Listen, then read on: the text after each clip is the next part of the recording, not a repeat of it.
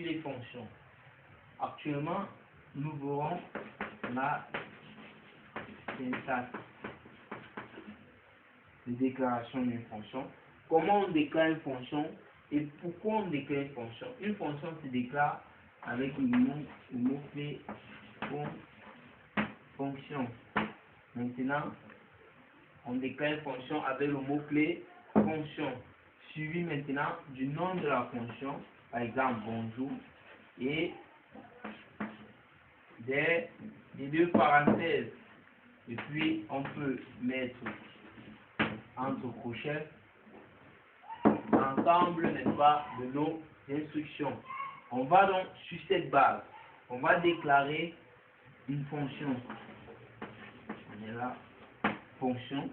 On va maintenant donner, octroyer à cette fonction des arguments. Par exemple, on ouvre, n'est-ce pas, notre parenthèse, n'est-ce pas? On va mettre, par exemple, variable argument nom. Ici, je vais mettre, par exemple, Berry, parce que c'est mon nom. Je vais mettre Berry. Après, n'est-ce pas, avoir mis Berry, je viendrai là, je vais mettre variable prénom. Ici, je vais mettre Loïc et je ferme, n'est-ce pas, ces arguments-là. Et puis, je viens là, j'ouvre, je viens à la ligne, j'ouvre mon bloc d'instruction où je vais écrire écho non, écho non, et prénom, écho non, prénom. Et ici, je viens fermer mon bloc d'instruction. Ce qui est important de savoir, c'est qu'une fonction est insensible à la table. Que l'on écrive nom avec un N majuscule ou un nom avec un N minuscule, ça ne gêne pas. Ça ne gêne pas.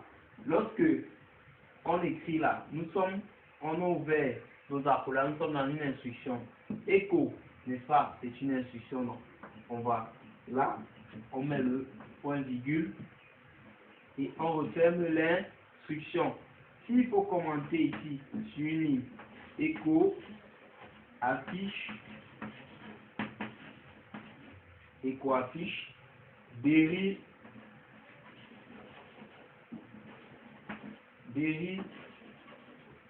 Loïc, écho affiche, Berry, Loïc. Voilà pour ce qui est de la syntaxe de déclaration d'une fonction et de l'ajout des arguments à une fonction. Donc là, on a déclaré la fonction, on lui a ajouté des arguments et ici, n'est-ce pas, on lui a ajouté des instructions. Une instruction consiste à dire à une fonction ce qu'elle est censée faire. Qu'est-ce qu'on attend de toi? Dans notre instruction, on a dit écho nom prénom, c'est-à-dire affiche nom prénom. Écho nom Berry, prénom Loïc, fonction, n'est-ce pas? On lui a dit affiche nom et prénom. Et en commentaire, n'est-ce pas, ça va afficher Berry, Loïc.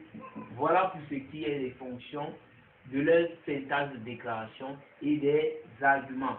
Maintenant, nous allons passer à SQL. Pour SQL, après du SQL, nous verrons essentiellement comment la syntaxe de création d'une table en SQL. À partir de cette syntaxe, vous pourrez, n'est-ce pas, chez vous, n'est-ce pas, compléter, n'est-ce pas, les arguments. Donc, on aura ici le SQL. Là, on verra la syntaxe de création d'une table.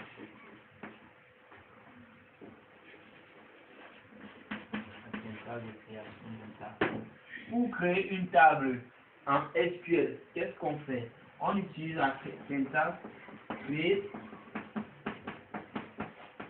table. on ouvre la parenthèse. If not exist. Pourquoi if not exist? Parce que il faudrait que notre table ne soit pas déjà dans la base de données. On met if not exist pour signaler, n'est-ce pas, à l'interpréteur que la table qu'on est en train de créer est nouvelle et qu'elle ne doit pas exister dans la base de données. If not exist, on referme la parenthèse, nom de la table.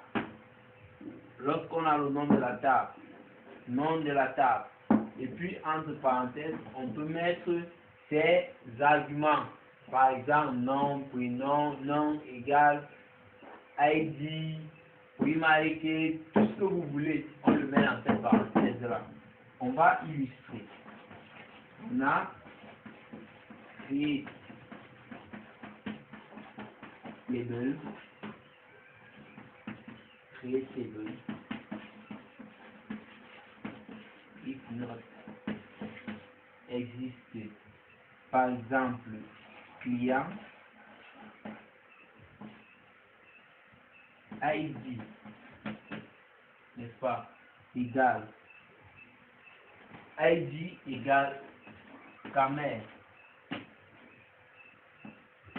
ID égale camère, ville égale B3. Ville égale B3. Code postal égale BP 14. Voilà notre table. C'est un exemple pris de manière aléatoire. On a créé table, if not exist, client, ID égale camère, ville, B3, code postal 14. Ça veut dire que notre interpréteur va créer la table client. La table client, n'est-ce pas, avec ses différentes caractéristiques.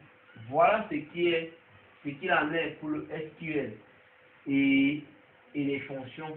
Pour ce qui est essentiel de la deuxième séquence. Parce qu'à partir, n'est-ce pas, de la syntaxe de déclaration d'une fonction, vous pourrez, n'est-ce pas, mettre les différents arguments et que aux différentes sections de votre seconde séquence, vous pourrez adapter en fonction de votre contenu, n'est-ce pas, cette plage-là. Par rapport à la syntaxe de création, n'est-ce pas, de notre SQL, voilà la syntaxe qui prévaut. C'est dans cette optique-là, n'est-ce pas, que vous serez appelé à créer des tables, n'est-ce pas, pour vos travaux personnels. Sur ce, je clôt, n'est-ce pas, cette séquence et à nous revoir, n'est-ce pas, pour la séance de tutorat de la troisième séquence.